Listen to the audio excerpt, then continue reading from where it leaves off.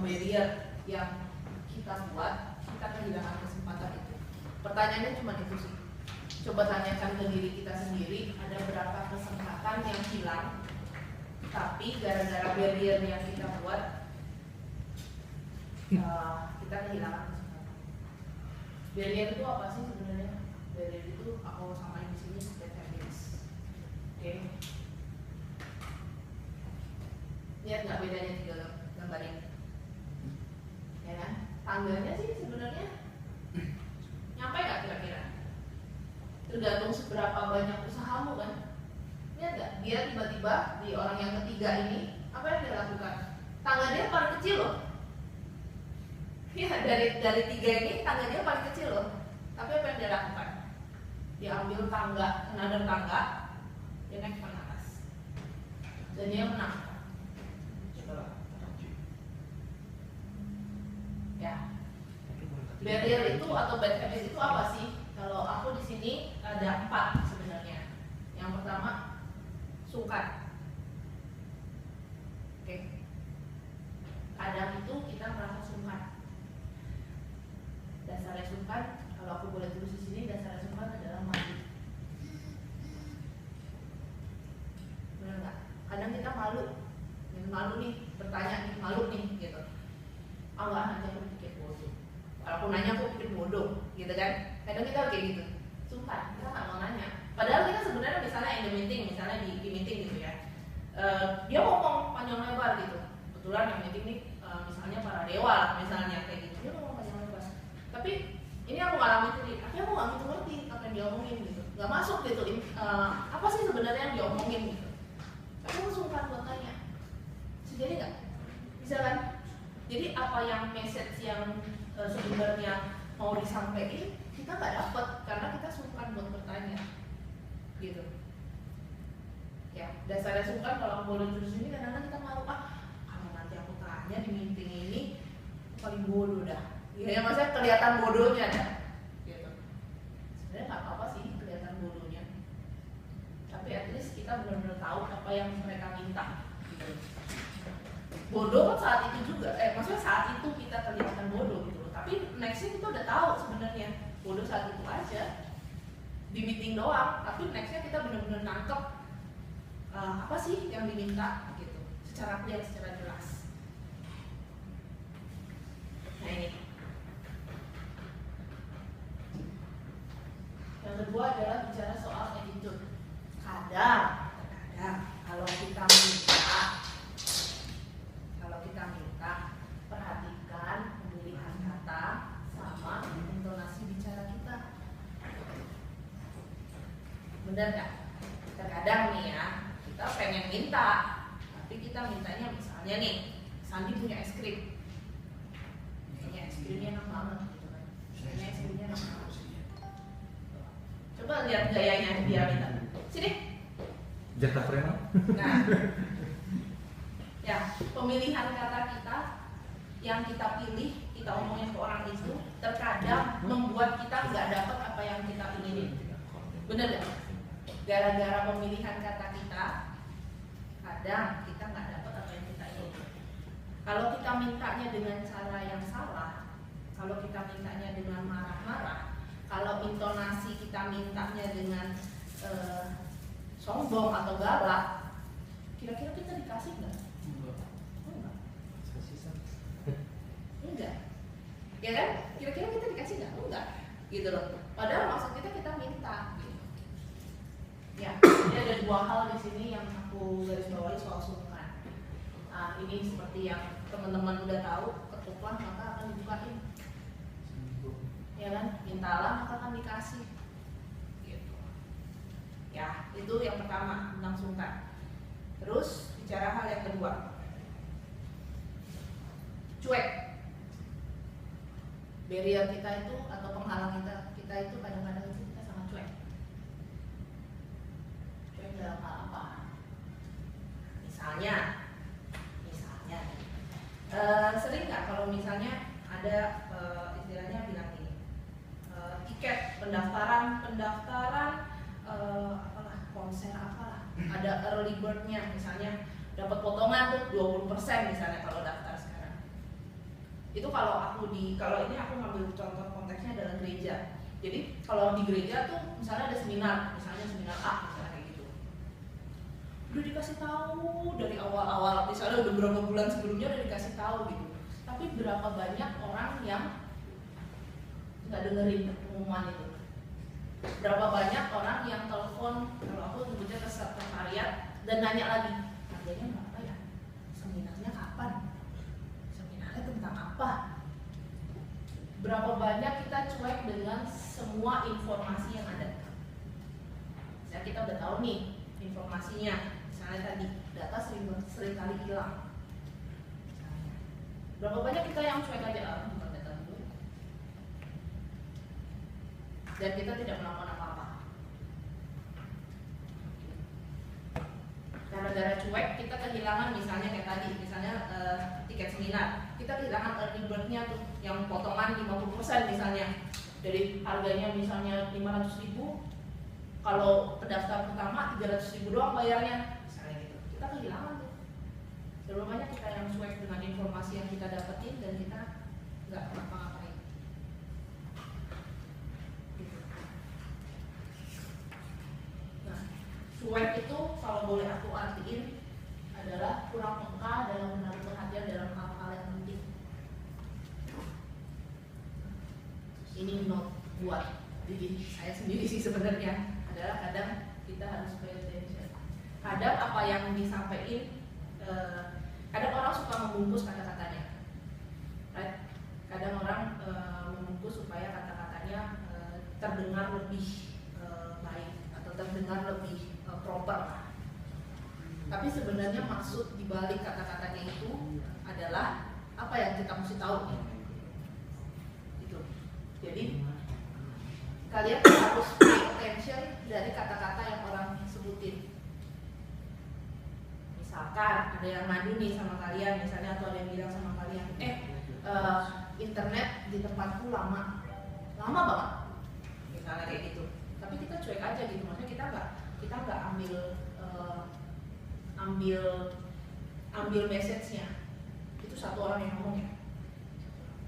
Besokannya ada 2, 3 orang, 4 orang, 5 orang yang sama ngomong internet lama. Atau aplikasi kita yang paling canggih itu apa kan? Kipro itu kan ya. Kipro itu sering error. Misal. Itu satu orang kita ngomong. Kedua kita cuek aja, kita nggak dengerin misalnya kayak gitu. Apa yang terjadi kalau 2, 3, 4, 5 yang ngomong? Apa yang terjadi? Jadi bumerang buat kita. Gara-gara kita cuek di keadaan pertama, kita cuek di state pertama. Padahal kalau misalnya kita nggak terlalu cuek di state pertama, mungkin ya kita masih bisa selamatin tuh state berikutnya, gitu. Tapi kalau misalnya kita udah cuek di state pertama, masalahnya makin meningkat kan, makin menggunung karena nggak kita solve. Nah, berapa banyak istilahnya kalau kebakaran aja sih. Kalau kebakaran pertama kecil, mungkin apinya kecil doang gitu. Tapi kalau kita nggak siram segera, tiba-tiba dia udah membakar satu rumah. Kita nggak tahu. Ini yang kedua. Terus yang ketiga, nah ini, bimbang. Oke, bicara soal bimbang, itu kalau aku boleh artiin di sini adalah tidak mengambil keputusan sama sekali. Hampir mirip dengan cuek tadi, tidak mengambil keputusan. Nah ini yang common. Kita suka ngomong terserah. Sering banget gak kita ngomong kata terserah. Terserah deh. Yang mau gimana terserah deh. Jadi mau gimana? Terserah deh kalian mau gimana. Kalau kita udah kesel banget, terserah deh. Kita nggak mau tahu istilahnya. Bimbang itu bisa diartikan juga karena lu nggak mau mutusin ke kiri atau ke kanan, gue jawab terserah. Karena lu nggak mau mutusin. Kalau gue paling sering adalah ditanya, makan siang di mana? Terserah deh. Ya kan? Paling sering. Bagus kalian semua. Paling sering kita ngomong kayak gitu. Karena kita tidak mau memutuskan. Padahal nih misalnya coba tanya coba sekali-sekali tanya dalam diri kita sendiri. Pada saat itu, kalian tuh pengen makan apa? Ayam goreng. Nah, sebenarnya kalian tahu kan? Tapi benar ya, kalian tahu ya di dalam diri kalian pengen makan apa. Cuman gara-gara nggak mau konflik, gara-gara nggak mau disuruh milih, misalkan ternyata setelah Sandi bilang nih ayam goreng misalnya gitu, terus tiba di tempat makan ayam goreng itu, nah kan Bobo bilang hari ini jangan makan ayam goreng, orang itu kan apa? Ya, kan? Gitu. Sih, dari hal kecil ya maksud aku. Contohnya itu dari hal kecil. Kadang kita nggak mau memutuskan, kadang kita nggak mau konflik, kadang kita nggak mau disalahkan, nggak mau susah mikir, nggak mau tanggung jawab, kita jawab dengan terserah. Itu kadang-kadang merusak. Ya, aku cuma mau sharing aja sih kayak gini. Terus kemudian ini quote pertama gini. Pertama kamu say kamu akan lakukan, dan ternyata kamu gak lakukan. Oke? Ya kan? Dan kedua kamu akan biasanya kamunya saya akan lakukan, gitu kan? Tapi nggak mau. Terakhir, udah deh, saya nggak decide apa-apa deh, saya diem aja di sini. Gitu. Kadang-kadang sebenarnya keputusan yang kita buat itu 50% kita nggak yakin, 50% lagi kita nggak tahu. Nggak ada yang tahu atau nggak ada yang bisa meramalkan masa depan toh, atau ada yang bisa dicenayang. Jangan-jangan ada yang di Cenayang kok. Nggak ada yang pernah tahu masa depan toh. Dan soal makanya yang pertama sebenarnya setiap kemungkinan itu, satu kita nggak yakin dengan keputusan kita, satu lagi kita nggak tahu nih sebenarnya keputusan yang kita ambil bener apa enggak gitu, right? Sehingga akhirnya kita ngomong serah deh, ya kan? Serah deh. Banyak dari kalian nyebutin kenapa kita sebut terserah, nggak mau disalahkan, nggak mau suruh mikir, nggak mau apa lagi kan? Banyak. Ya, ini yang ketiga, bimbang. Sungkan, cuek, bimbang. Ini yang keempat.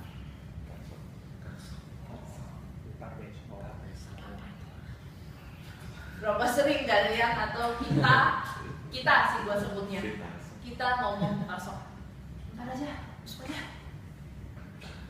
Yang kayak tadi pendaftaran seminar, ternyata pada saat kita daftar, udah full.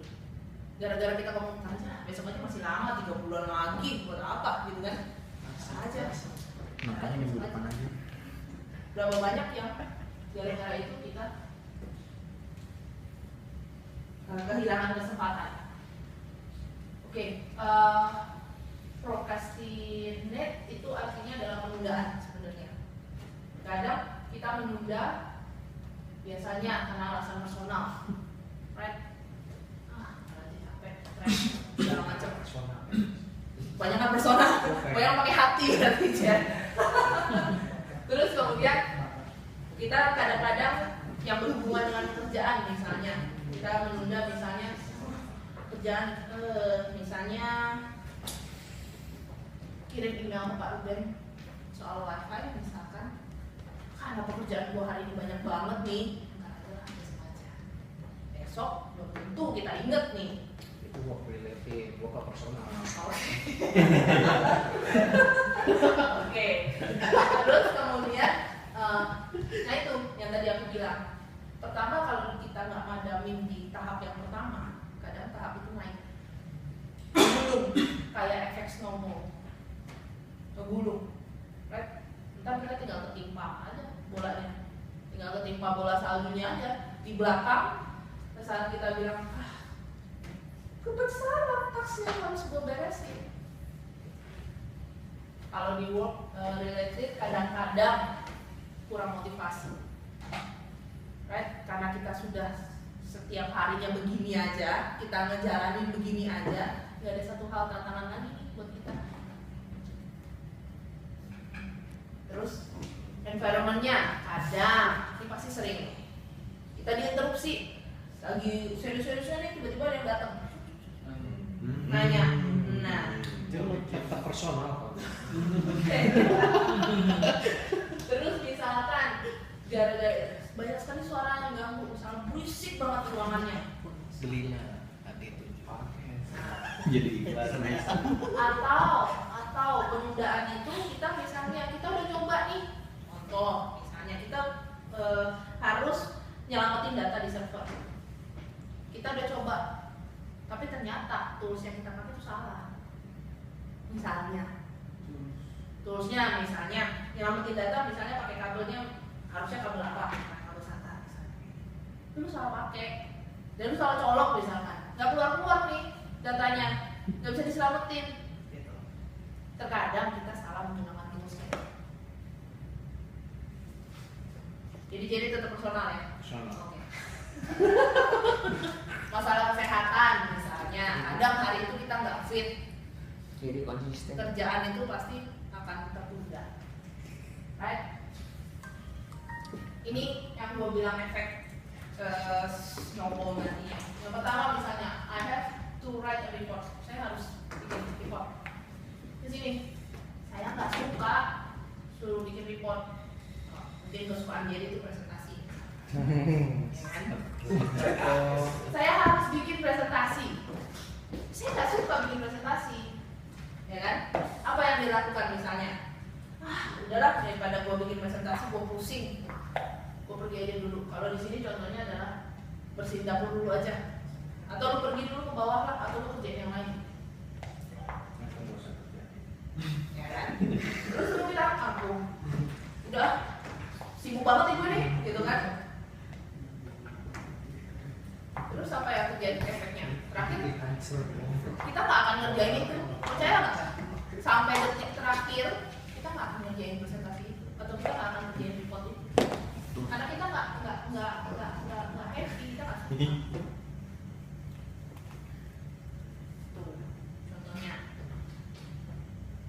Kadang-kadang yang palsu kayak gini perlu di eliminate atau perlu dikurangin. Caranya gimana? Nggak ada yang bisa merubah diri kita sendiri selain kita, right? Ya kan? Nggak ada yang bisa ngedorong kalian selain kesadaran dari kalian sendiri. Mau orang lain ngomong sampai 1000 kali, kalau di kitanya nggak sadar,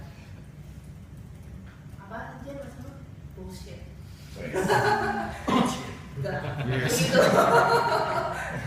Kalau kita diomongin gitu 1000 kali ya, jangan lo nunda pekerjaan, jangan lo ini. Tapi kalau kitanya nggak benar-benar sadar efeknya apa, bullshit tadi gitu. Jadi yang pertama, ini gue coba misalkan gue ingetin diri sendiri, cari reasonnya, kenapa sih gue harus buat presentasi, kenapa sih gue harus bikin kerjaan ini, kenapa sih. Cari semua hal yang positif yang bisa gue temuin. Why? Gitu. Terus yang kedua, do it first thing in the morning. Biasanya gue lagi bangun, habit juga sih. Kalau misalnya pagi-pagi itu gue bangun itu, kalau dulu gue bangun langsung lompat ke kamar mandi kayak gitu. Gue gak punya waktu buat duduk diem dan ngumpulin nyawa dan ngasih tahu ke gue hari ini mau ngapain. Kalian sering lakukan kayak gitu gak sih? Di motor kalau Atau kalian jadi setelah mandi kalian begitu bangun tidur dan kalian langsung istilahnya karena kehektikan, misalnya Tinus misalnya harus jalan jauh dari sana misalnya kayak gitu, lu bangun lu langsung ada di mobil misalkan. Jalan Tapi di zaman Kalian pernah lakukan atau kalian pernah diem dulu dan kasih tahu ke diri kalian hari ini saya mau ngapain? Jangan kayak gini, pasti tidur. lagi ngebayang nih. Kebayang banget. Tuh gue bangun tidur, nyalain rokok, mikir lu ngapain?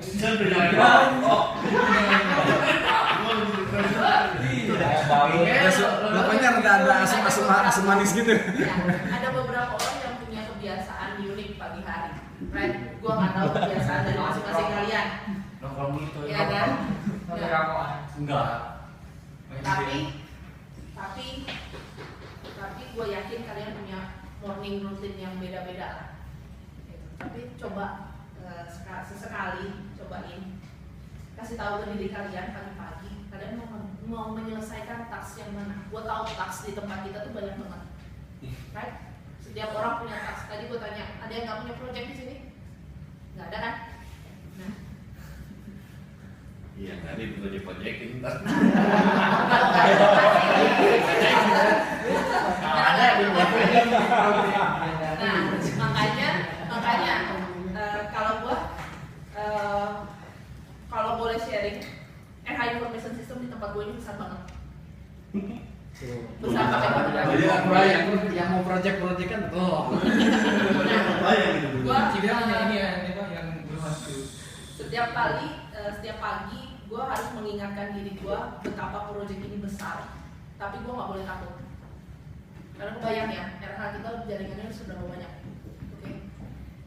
Dan proyek ini diharapkan selesai di Desember tahun ini, at least pilot di 5 klinik. Nah, kebayang banget hektiknya bakalan kita sampai dengan Desember, karena kita build the new one gitu kan. Terus migrasinya seperti apa? Gue harus tiap pagi ngingetin kalau gue I can do it gitu. By Setiap myself. pagi. Apa by myself? No, by myself. I can do it by myself. Pagi-pagi. By myself.